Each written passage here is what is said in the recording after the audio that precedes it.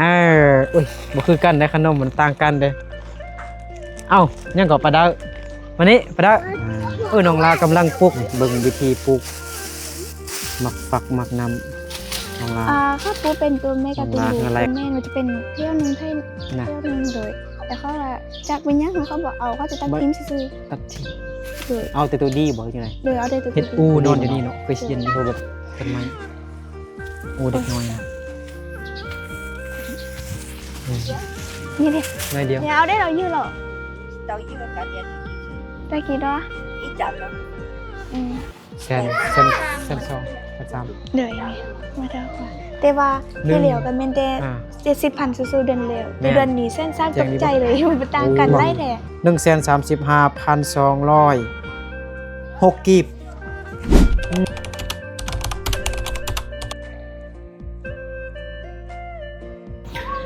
กับทักทายสบายดีพ่อแม่พี่น้องเบิดสุขสู่คนเด้อยินดีต้อนรับเข้าสู่ส่องบ่าวนึกเผาไพรอีกแล้วตอนนี้บ่าวนึกอยู่บ้านกิ้วแคมเมืองเพียงแขวงสยบุรีสปป.ลาวเหนือเนาะมาหาน้องล้ามาลิ้นน้องล้าก่อนเนาะวันนี้วันอาทิตย์ วันนี้วันอาทิตย์ก็เลยมาลิ้นนำน้องๆเพิ่นเนาะนุ่งทรงเด้อเนาะขนมนุ่งทรงเด้อทรงรอทรงนุ่งทรงเนาะขนมนุ่งทรง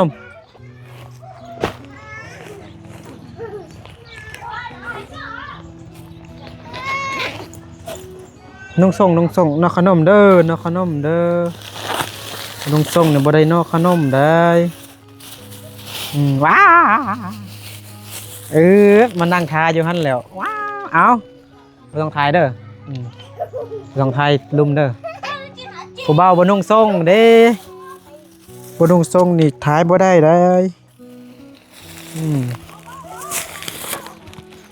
เอาเกียร์กินมักม่วงป้าบ่อ้าวไปบ่ได้ก็มาเด้ออ้าวขอบใจเป็นบ่อ้าวขอบใจเป็นบ่ยังบ่ฮู้ภาษาลาวเพียเดี๋ยวแป๊บนึงเด้อกลัวเด้ออ้าวอุ้ยบ่คือกันได้ขนมมันต่างกันเด้เอ้ายังก็ปลาดาววันนี้ปลาดาวน้องลากำลังปลูกผักอยู่กับแม่บ่อ๋อกำลังปลูกผักลืมมักใหม่มักฟักติยังบ่ได้เถอะปลาดาวบ่กินขนมหรือฮะคือไปรีอยู่หั่นเอาสบายดีก่อนสบายดี FC ก่อนมีแต่ร้านน้องลาเบิดน้องลายังโอ้น้องลาปลูกมักน้ำแม่บ่ไปเบิ่งน้องลาดูปลูกเบิ่งน้องลาปลูกอันอีหยังน้ำแม่เมื่อวานนี้น้องลาเฮ็ดอันข้าวอันนี้แล้วก็เฮ็ดหัวรอบนี้สบายดีน้องลาสบายดีแม่เด้อโดยอันนี้ไม่ให้ก่อนบ่ได้ยินเสียงน้องลาบ่ได้คือไปหาน้องไปเย็งมื้อนั้นไม่มันบ่ติดสำบ่ดีเว้าค่อยๆบ่ได้ยินสำเห็นแต่ภาพซื่อๆจ้องแชงน้องลาปลูกหยังปลูกมักบ่มักน้ำเดี๋ยวนี้บ่มีแกนมักน้ำบ่มีประตูไปทางใดนะไอ้สิเข้าไปฮะไปทางเขาแท้เข้าอยู่ไสนี่อ๋อต้องมีประตูใดถ้าไม่ประตูนี่เข้าไปเอามักไม้มักตอกบ่ได้เลยเขาแต่อยู่นี่อันนี้มันห้องน้ำผู้ใดห้องน้ำไอบ่เอ้าบ่แม่นตัวนี้บ่ไอคิดว่าอันห้องน้ำมันไอตู้มันตัวบ่แม่นเนาะไอตู้อยู่นี่อันนี้แม่นของเข้าของเข้าบ่โดยอ๋อเบิ่งประตูเข้าทางนี้ก็ได้นี่ไม่ได้ประตูเห็นประตูเด้อประตูน้องลาเห็นบ่เข้าทางนี้ก็ได้เอาเมื่อกี้น้องลาข้ามไปนี่บ่รถทางนี้นะบ่ลุ่มเลยอย่างนี้บ่เลยอันนี้คือประตูหัวส่วนน้องลาเดี๋ยวนี้เด้อมาเบิ่งวิธีการปลูก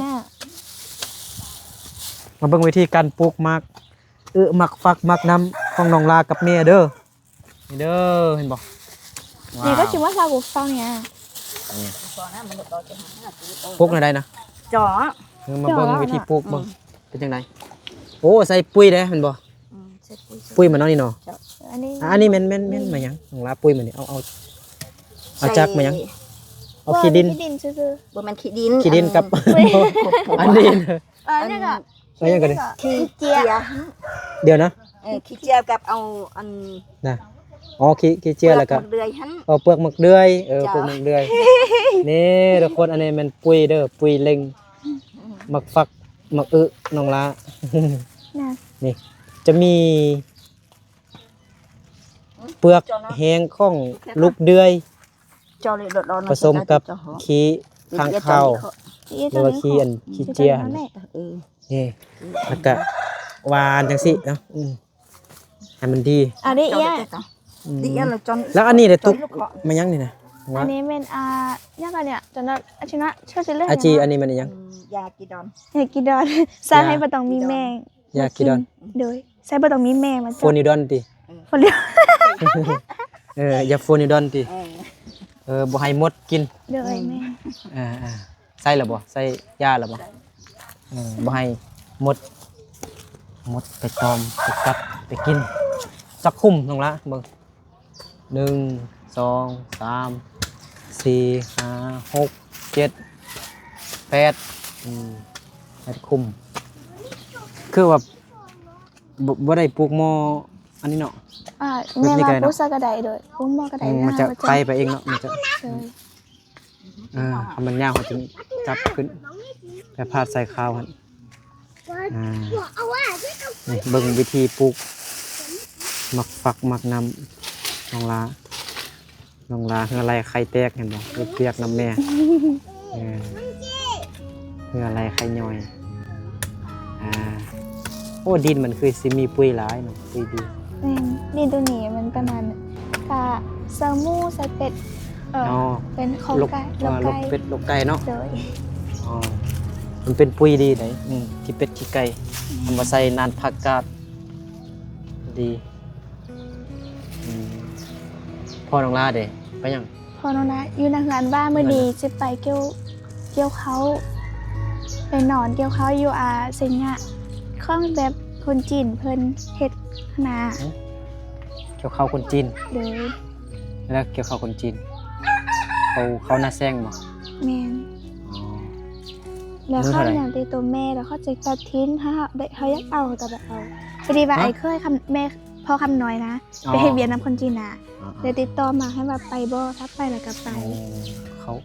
เขาทีอันคนจีนบ่เอาหรอบ่ โดยตัวแม่บ เขา อก เอาเนาะ โดย เอาก็บ่เป็นหยังเนาะบ่ได้ซื้อบ่บ่มีเงินซื้อเนาะน้องลาเข้าเรียนบ่ได้มีเวลาหาเงินเลยบ่มีเงินซื้อเขา โดย มีบอลไปห้ากับไปห้าไปเกี่ยวเขาน้องลาว่าเขาคนจีนว่าซั่น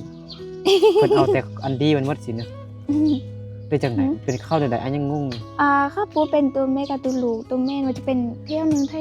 นะ เที่ยวนึงโดยแต่เขาว่าจากวิญญาณของเขาบอกเอาเขาจะตัดทิ้งซื่อ ตัดทิ้ง ๆโดย เอาแต่ตัวดีบ่จังได๋ โดยเอาได้ตัวดี ตัวดีบ่เนาะ โดย ตัวแบบธรรมดาก็อันนั้นเนาะ แม่นะคะ มันเอายากมันบ่เขาเกี่ยวยากบ่ แม่ เขาก็เลยเอารถเกี่ยวเอามันบ่ แม่ ตั เอา ว รถเกี่ยวซื้อ แต่เฮานี่เอารถเกี่ยวบ่ บ่เอามือ เอามือเนาะ เอา ให้งานคน เกี่ยวเอาเกี่ยว ไปให้งานคนเนาะ แม่ไปให้งานคน เอาปุ๋ยหวานใส่ปลูกก่อนเนาะเอาหวานใส่แล้วก็เอาน้ำมาหดบ่ โดยจะไม่ได้เอา คันฝน บ่ ตก มี นี่ น้ำเลย คันฝนตกนี่ก็หดอยู่เนาะหรือว่าบ่หด บ่ฮดก็ได้ คน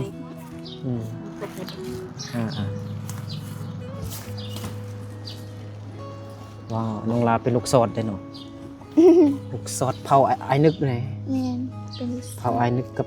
คนมงเลย โนราเป็นคนแต่น้องลาเว่าภาษาไอบ่ได้ซั่น บ่ ภาษาไกล โนราไปฮอด ของ ซ่า ซ่า เพิ่นก็ว่าโนราบ่ค่อยคืนหู ฮะ โนราไปซ่าเพิ่นก็ว่าโนราบ่ค่อยคืนหู นะ แม่น เป็นคนไปนะ อืม ไร เป็นคนไกลอ่ะชนเผ่าอ้ายเด้อชนเผ่าอ้ายนึกชนเผ่าอ้ายนึกไกลนี่คันปลูกบอนอันจุดขี้เหงื่อนี่นะมันแห้งดีกว่า เดี๋ยวจะน่าจะ ดีก ขุด ว่าอืม เสื้อแบบไหนกันไหนนี่ บางทีมันออกไวกว่าคุมอื่น แม่นแล้วก็ดอกงามเนี่ยจ้อยสีดีให้หรอสีดีไปรู้ให้หรอ ประมาณจักเดือนเนาะมันจึงยาวมันจึงอหย่างจึงได้กินมาก ประมาณจักเดือน 4-5 เดือน จัก บฮอด บ่ฮอดตี 2-3 เดือนเนาะ เลยเรา3 เดือน4 เดือน อืม เดี๋ยวปลูกตอนนี้ก็ประมาณเดือน4เนาะเดือน6เดือน6เนี่ยเดือน6เดือน7เนี่ยก็ได้กินเนาะ เลย จักได้กินบ่ได้กินหูหมดกินหมดก่อน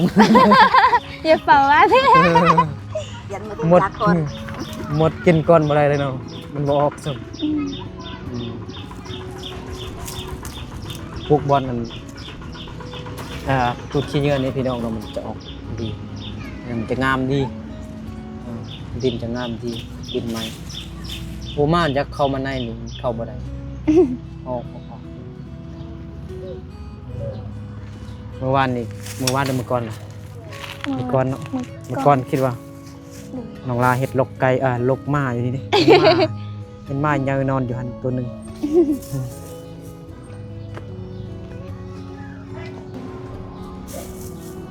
เอาผู้ได้อยู่เฮือนนะ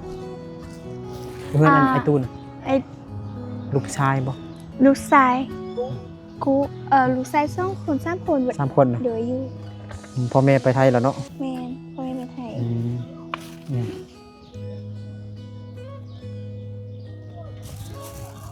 เมื่อกี้เห็นน้องตาตุนนะตาตุนไปมัดแขนมัด กูจะรอหลอดมาแค่น อืม มันแค่นซะ นี่อันนั้นมันยังยอดมันยังหั่นน่ะเพือกบ่น้องลา เพือกเลยเพือก เพือกนุ่ง แม่นตอนนั้น ยอดเพือก โดยปุ๊บเพือกอยู่นี่เด้ตอนนั้น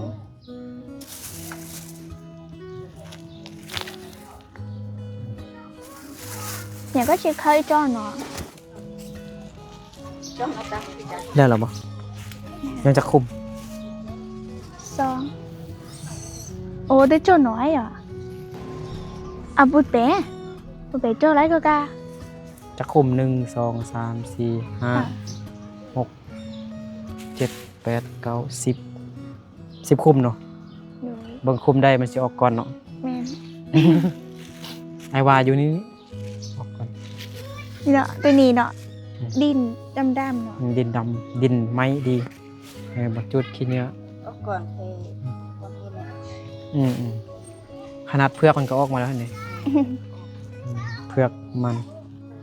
น้องลาบ่ได้ปลูกมันดังบ่ จะจบแล้ว มันดังบ่ มันดังสีแดงๆหั่นนะ บ่ได้ปลูก ยาวๆหั่นนะ มันดาปลูก2-3ต้นอยู่ตอนนั้น ป้าเฮ็ดอูนอนอยู่นี่เนาะคือสิเย็นดีต้นไม้อูเด็กน้อยนะ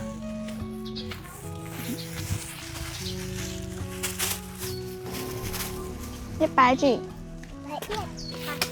ชิมัว ไปสิไปเดี้ยหยังเมื่อวานนี้น้องลาไปยัง เมื่อวานนี้เรานะไปสวน ไปสวนบ่ โดย ไปมืดมื้อ โดยไป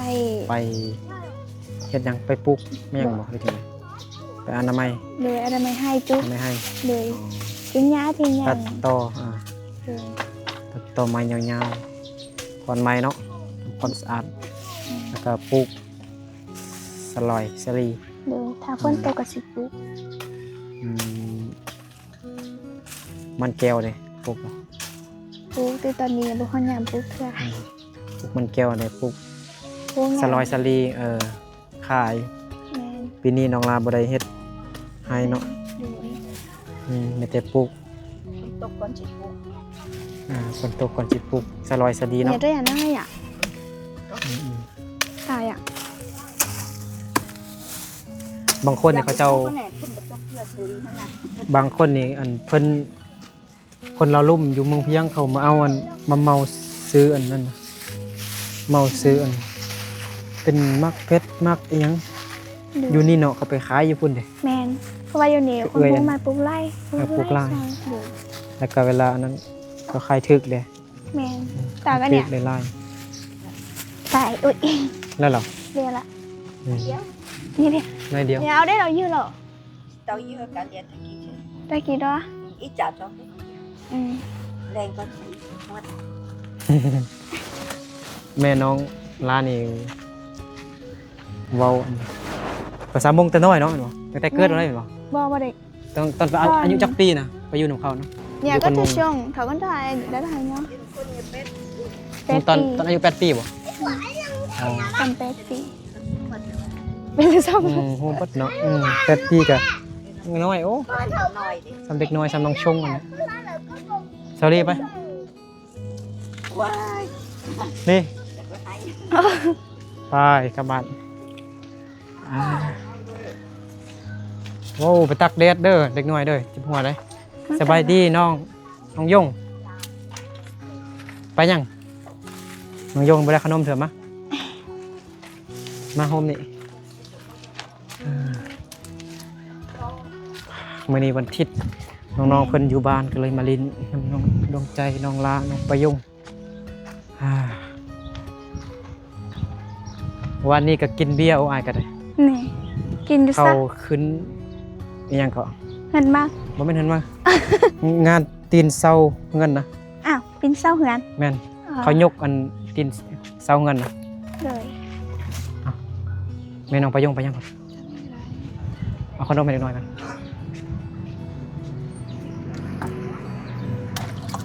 น้องประยงอยู่ไหนกันปะ โดย สบายดีไปยังไปจี้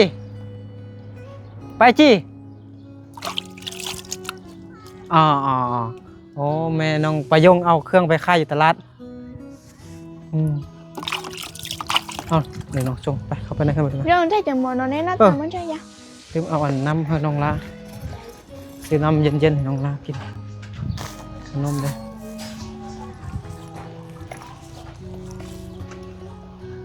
น้องชงไปได้กินขนมแล้วเนาะ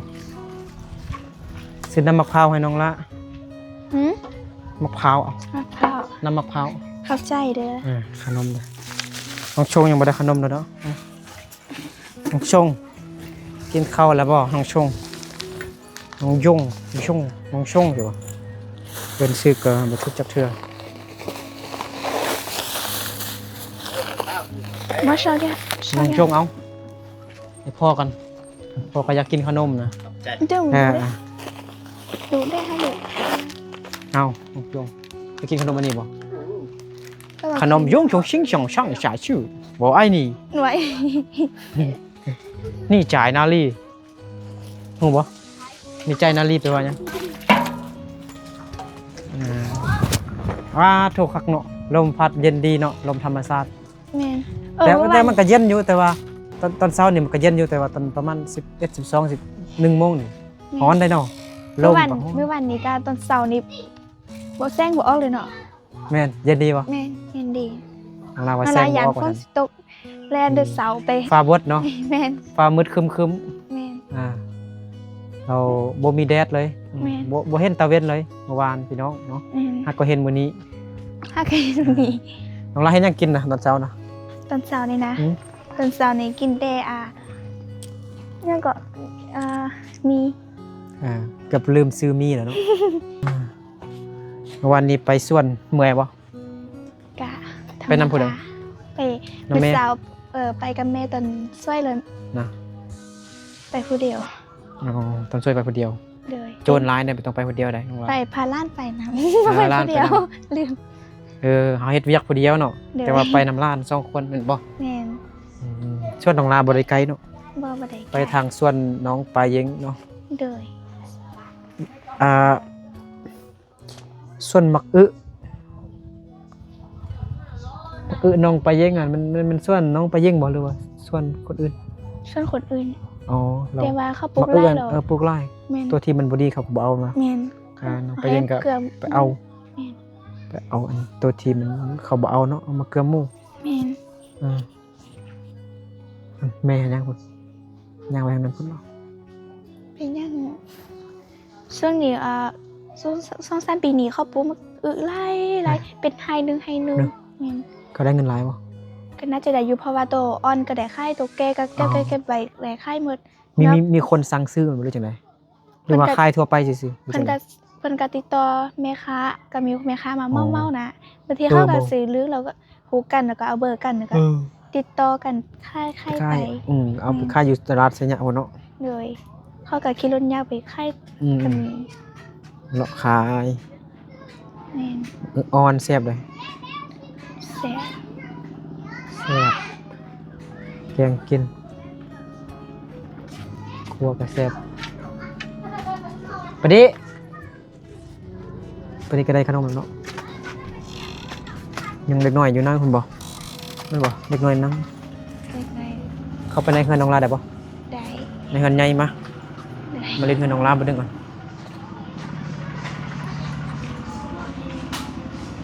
ยังบ่ได้ไปได้ขนมเด้อ ปอง เอ้าโจรลักอยู่นี่เด้ฮะ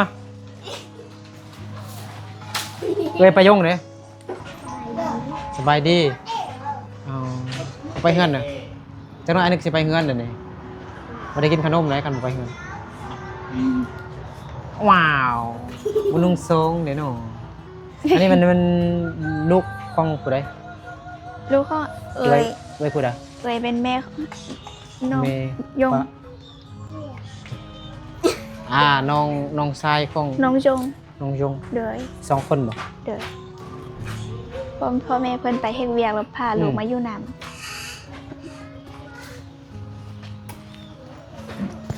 เบิ่งบทเรียนบ่เบิ่งบทเรียนบ่ มาจิ ไปคิดจะพูดอีกจังหน่อย รีบเรียกมาไปอยู่อ่ะก็อินสตาเฮาก็ ปานใดกินอ้าวบ่าวหน่อยได้2ถุง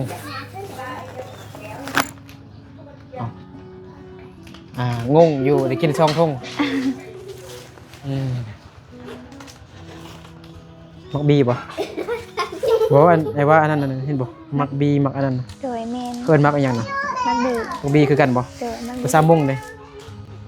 มักบีคือกัน ตัวเย็นน้องลายฮอนบ่ข้างๆบ่ ก็หอนอยู่มื้อนี้บ่ได้หอน บ่ได้ปลดบ่ได้ปิดติเปิดไว้บ่24ชั่วโมงเนาะ แม่นเปิดค่าไฟมาเนี่ยค่าไฟ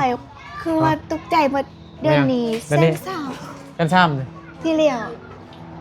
วก็สาวอยู่ตู้เย็นอยู่ได้ว่าบ่ฮู้คือกันเขาว่า วันที่ยังวะวันที่4ที่5บ่ มื้อนั้น ตอนเอาตัวเย็นมานะอันเดือนก่อนน่ะมันบ่แม่นเต็มเดือนเลย วันที่ นะ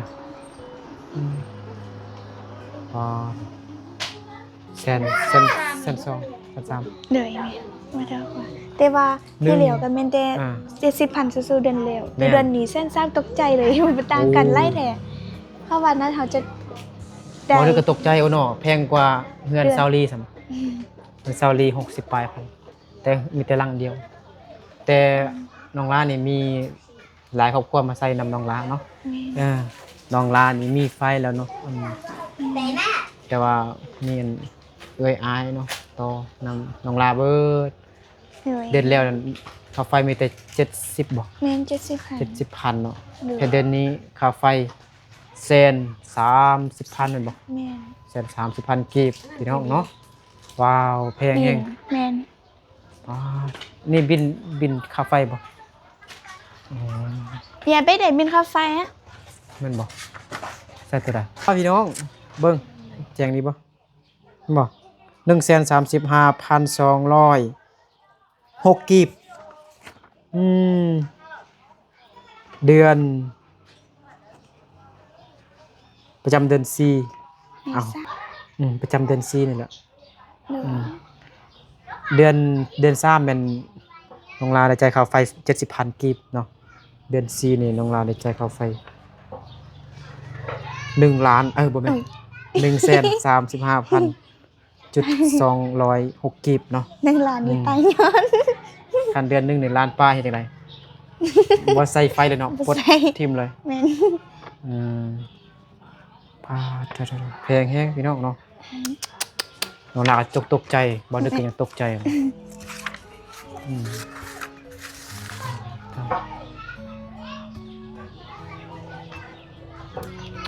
แพงขึ้นเรื่อยๆเนาะบ่แม่นเดือนหน้านี่2-3 แสนเด้อน้องลา โอ้โหเขาว่าเป็นเพราะเขาได้น้ำ ฮะ เพราะว่ามื้อนึงได้ ได้ น้ำ น้ำเด้ ได้น้ำ2-3-4เทื่อนะบ่ว่าน้ำบ่มีจังน้อยก็ดื่ม อ๋อ จังน้อยก็ ดูด ได้ น้ำได้เนาะ ดื่มน้ำตลอดนะเขาว่า อืม เอาสิเป็น พอน้องรับ ได้น้ เอาน้ำอยู่ไสนี่น่ะฮะซื้ออยู่ ำ ซะ ซื้อคุณ เอาลงไส จอนก็ไหม อีกก็ ก็ไปอีกใจ โอ้พอน้องลาแข็งแรงดีบ่สิช่วยบ่ทันช่วยซ้ำ กามใหญ่เด้ตุกเขาได้แล้วตุกเท่าไหร่แล้ว 10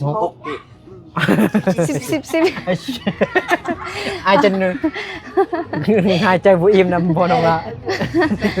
ใจ 16น้ำดื่มตุก 16,000 เนาะอยู่บ้านน้องละอยู่บ้านซาวลีมันตุก 15,000 บ่ 15,000 นี่อยู่ทางตลาดก็ให้ทุก17,000